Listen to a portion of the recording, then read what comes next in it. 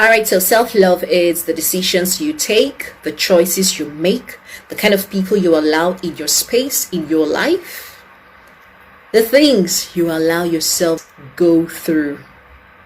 I love that part so much because I see some things and I kind of ask myself, do these people really love themselves? I see things, I see ladies go through things, I see some men go through things, and I ask myself, do these people really, really love themselves? Because if they do, they will not go through what they go through, and they will not allow themselves to be put in certain situations. I'm not judging anybody. I'm not condemning anybody. But please follow me closely because I want to share something with you. Okay, so I saw a post of a woman whose head was smashed by her husband 3 days after the wedding. 3 days, just 3 days after they were joined. And the man scattered her head. They sutured it. And I said to myself, this lady that this thing happened to, this thing did not start that day. It did not start 3 days after they wedded. It started a long time ago. And this is where I get very pissed with some sisters.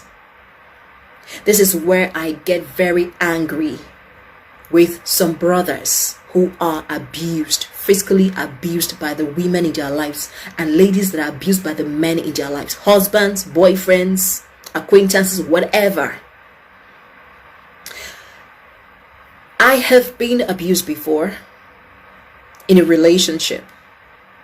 However, it did not last long because I took that step. It happened when I was in university. What happened? So I was the course rep in my, then, and one of my male colleagues called me to find out if a lecture was going to come, the particular lecture was going to hold. And that was it. My boyfriend, I was with him, and when the call came, I didn't walk away to show that there was nothing I was hiding. It was just an ordinary harmless call. And that was it. Men are calling you. Before I knew it, he slapped me. As I was trying to process what has happened to me and recover from the first slap, another slap on the second, my other cheek. And then he unlooped his belt and started flogging me. If you follow me closely on social media, I have written about this, I've talked about it. But why do I still talk about it? It happened in the past. But I took a decision. He left me, he locked me up in the house and went to only God knew where. He didn't come back to the next day. It happened on a Friday and he came back on a Saturday midday.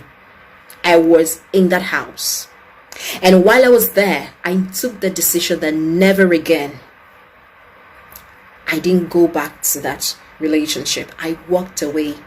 But I didn't tell him I was calling off the relationship for my safety because I didn't know what he was capable of. To get out of an abusive relationship, you want to get out from that abusive marriage, remember, I am not advocating divorce. So, it's not enough for a man to beat up a woman, hit a woman, and then say he's sorry. Probably gather his village people, the whole community, to come and beg the woman for forgiveness. Yes, it's okay to apologize, but what steps will be taken to ensure that that thing does not happen, the abuse does not continue or does not, repeat? This is where help, therapy comes. And this is what a lot of people do not explore. He's in abusive relationships, she is in an abusive marriage or in a relationship. And people are telling you, okay, you can walk away from a relationship, an abusive relationship, but how about marriage? People go to the pastors and they tell them, okay, go back, cancel them. The man tell him, oh, don't beat your wife. God, does not approve of men doing that to their wives and all of that. It's not enough. Counseling is not enough. That person needs therapy because that person somehow has been exposed to abuse, obviously from growing up, from, the time he or she was a child. And so if a boy sees father abusing his mother or sees her mother abusing her father, and he does not consciously unlearn, relearn, and learn, he will end up hitting his wife. She will end up abusing her husband physically. It's something that has been ingrained in that person's mind, and it needs to be changed.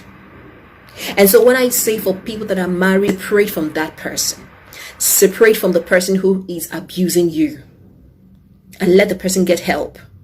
If you are in a relationship, sister, and that man is pounding you like yam, pounding you like apple fufu, you don't need to accept his proposal. If he proposes to you, let him get help. Don't think he will change after you get married or when you get married.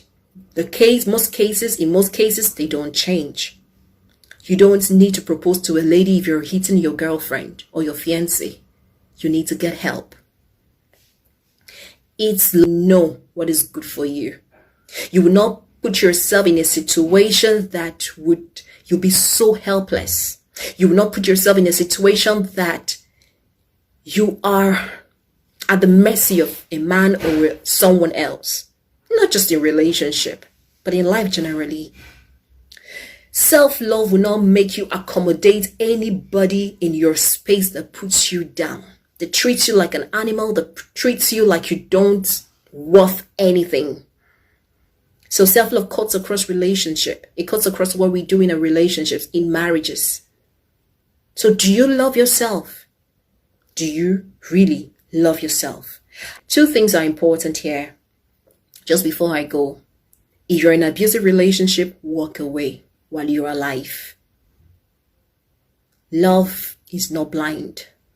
People say love is blind. Oh, love is not blind.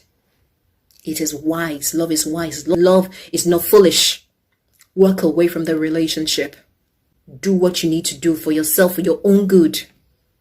And if you're in abusive, you may need to separate from your partner. Insist that he gets help. Insist that he undergoes therapy. Insist that he takes necessary steps to unlearn whatever it is that has made him become who he has become. God did not create anybody and put in wickedness. It is the world, sin and everything that has made people become beasts. So there is something wrong. It's a mental health issue. When we talk about mental health, it's not about people picking up dirt, running mad on the streets. We're not talking about the mad people on the streets picking up dirt from refuse dump. Some people are mad.